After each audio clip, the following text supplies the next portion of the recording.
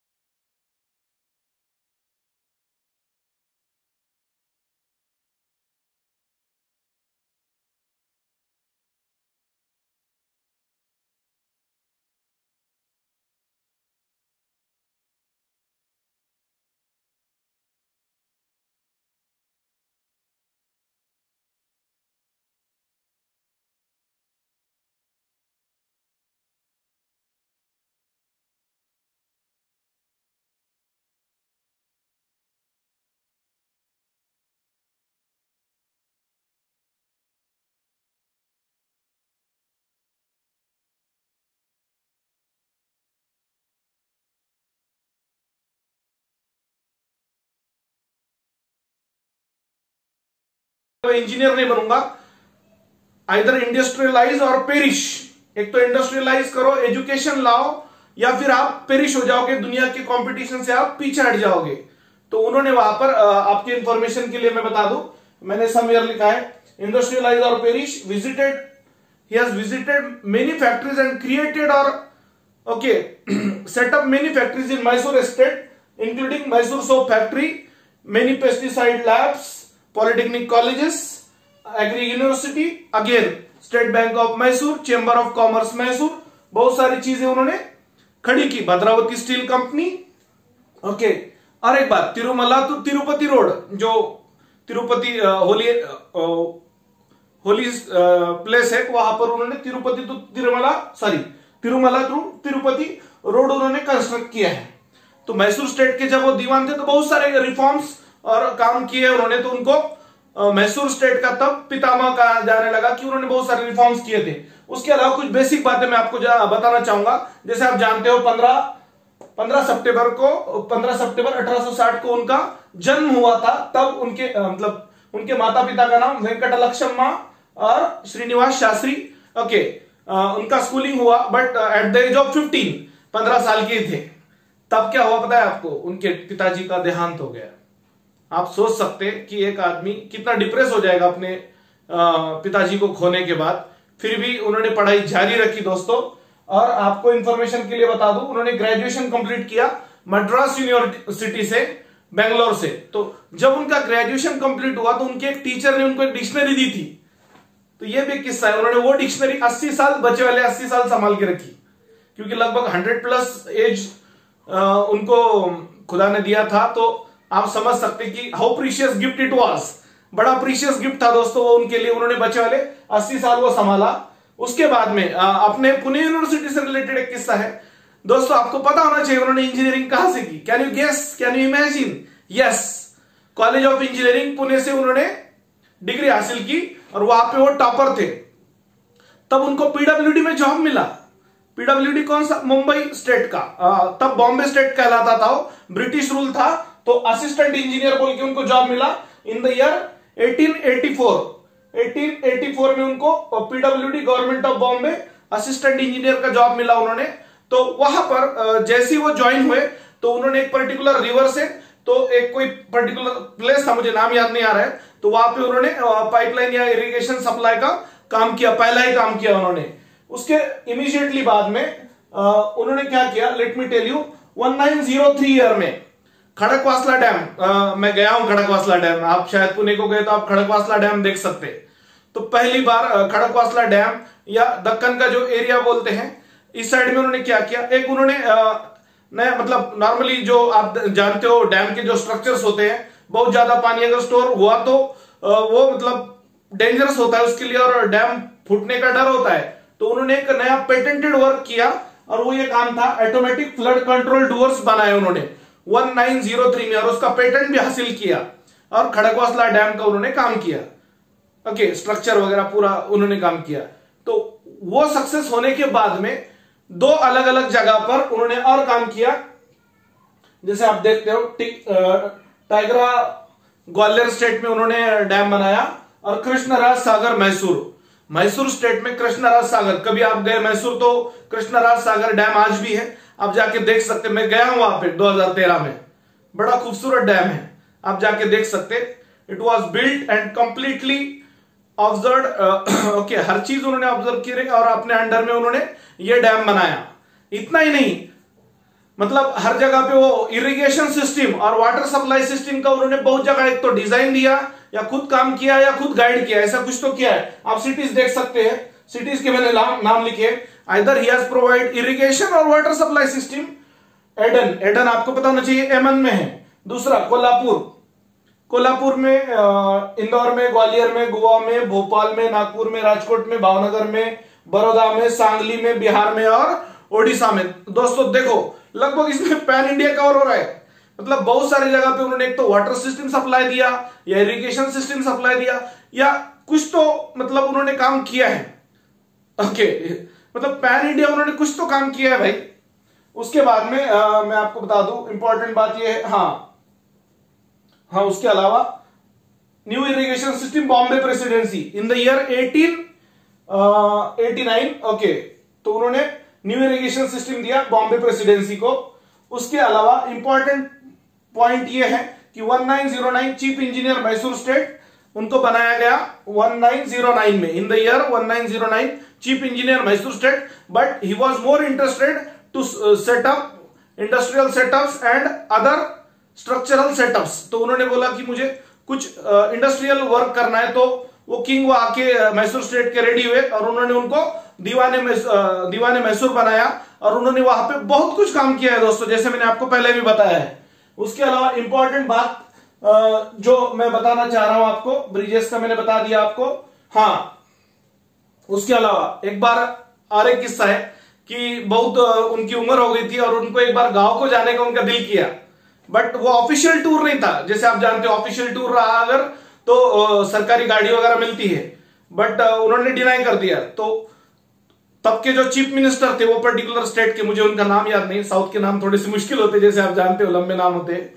तो chief minister ने उनको गाड़ी खुद चला के उनके गांव उनको लेकर वापस लाए। Just imagine, chief minister of a state is driving for him, how great he was guys. Yes, he was truly legend person. उसके अलावा जैसे हाँ, एक बार हाँ ऑलमोस्ट 100 इयर्स उनका एज हुआ था, तो एक बार उनके एक रिलेटिव चेन्नई जा रहे थे, तो उन्होंने पूछा कि आपके लिए क्या लाऊं मैं तो उन्होंने बोला मेरे लिए आप एक नई डिक्शनरी लाइए, मुझे डिक्शनरी की जरूरत पड़ती है। मतलब आप देख सकते हैं कोई आदमी जो 100 साल की जिसकी उम्र है गाइस, और वो पढ़ने का शौक रख रहा है। अपना क्या है, एक बार 10वीं हो गई, 10वीं के बुक बेच दिए, 12वीं हो गई, 12वीं के बुक बेच दिए, पॉली के बुक बेच दिए आधे कीमत में 40% में, या जो भी है। इंजीनियरिंग हो गई, बाद में काय के बुक्स, काय का क्या, कौन किधर, ओके भूल जाओ, बोले बस डिग्री मिल गई, विषय क्लोज। ऐसा नहीं होता है दोस्तों। सो नॉलेज इज अ थिंग, आपको जिंदगी भर कुछ ना कुछ काम आएंगी बॉस। आप बोलेंगे बस मुझे अब कुछ लोग बोलते ना बस अब इसके बाद कुछ भी नहीं पढ़ना, मुझे एक लाइन भी नहीं पढ़ना बोलते, मतलब स्टडी करना ही नहीं। तो knowledge is a life long process, आप इनके लाइफ से सीख सकते हो। सर विश्वेश्वरैया जो है तो एट द एज ऑफ 100 भी पढ़ने की इच्छा रख रहे हैं, बहुत बड़ी बात है। इन्होंने बहुत सारी किताबें भी लिखी जो नोटेबल थी, खासतौर से सिविल फील्ड में इन्होंने बहुत सारी किताबें लिखी है, खुद की किताबें, खुद के एनालिसिस भी लिखे, आप पढ़ सकते हैं नेट पे उनके कौन कौन से बुक्स फेमस है। इसके अलावा इंपॉर्टेंट बात यह है कि इन द ईयर 1955 में इनको अपने education, industrial, structural field, civil work के लिए भारत रत्न दिया गया, India's highest civilian award. Bharat का सबसे बड़ा जो श्रेष्ठ माना जाता है, बहुत कम लोगों को भारत रत्न दिया जाता है दोस्तों।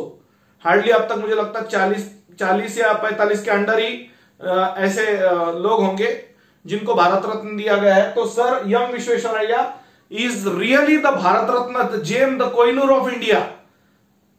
तो दोस्तों ऐसा आदमी, इसके बारे में मतलब हर फील्ड में, एजुकेशन में, डिसिप्लिन में, हर फील्ड में आदमी परफेक्ट एकदम। और आपको पता है साउथ के लोग एकदम डिसिप्लिन्ड होते हैं, उनको ऐसा पांचट चाले नहीं जमते। वो अपना काम, डेडिकेशन, डिसिप्लिन और वर्क में बहुत आगे होते हैं। जैसे सर एम विश्वेश्वरैया थे, तो बहुत सारी बातें हम सीख सकते हैं इनके लाइफ से कि अपने काम के प्रति निष्ठा, समर्पण का भाव ये आदमी रखता था। और इनका देहांत हुआ 14 अप्रैल 1962 को। इनका देहांत हुआ 14 अप्रैल 1962 को। Such a legend man, almost 102 years का लाइफ इनको मिला है। इन्होंने पूरा लाइफ अपने देश के लिए दिया, अपने समाज के लिए दिया, अपने लोगों के लिए दिया।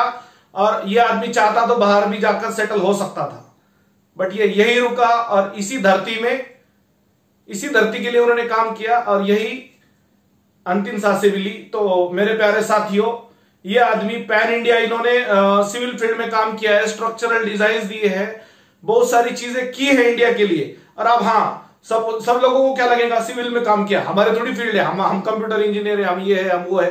भाई तो ये मतलब इंजीनियर्स डे, तो इसमें आज कोई ब्रांच की बात नहीं करेंगे अपन, पर्टिकुलर ब्रांच की। ये आदमी के बारे में बातें मुझे बताना बहुत जरूरी थी दोस्तों।